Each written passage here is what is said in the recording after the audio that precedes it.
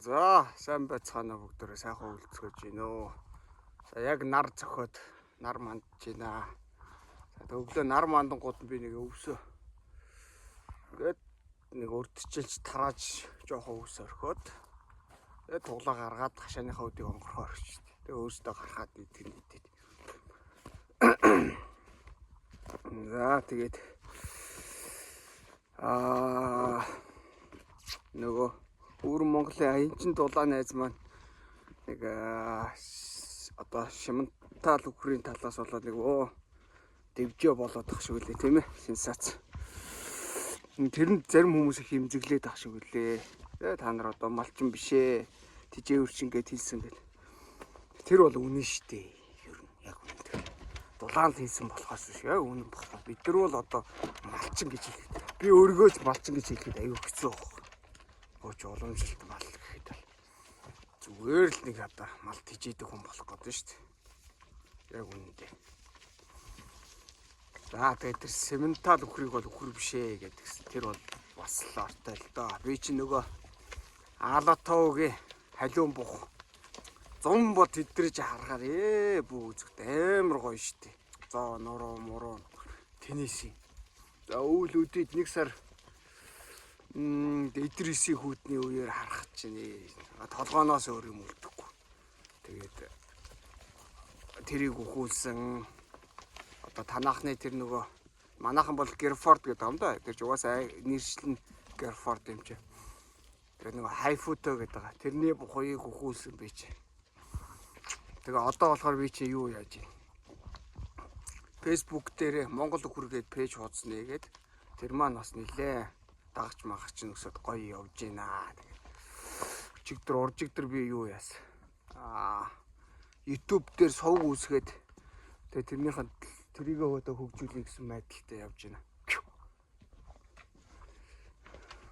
За тиймэрхүү шивдээ. Тэгээд маа тэр дулаан найзын хэлсэн тэр хүмүүс их зарим нь имзэглээд ах шиг байлээ. Тэгээд тэрэн дээр бол одоо нэг үг хэлэхэд бол тэр их имзэглэж байна гэдэг чинь яг байгаа онсон байна гэсэн. Хүндүртэй газрыг хатгсан байна гэсэн. Ер нь бол бид нар одоо үг дээдсийнхаа бүр өмнөх бүр амар 1000 жилийг ойлъё л та зүгээр 100 жилийн өмнө ер нь ямар байсан бол гэж төсөөлөх хэрэгтэй байна.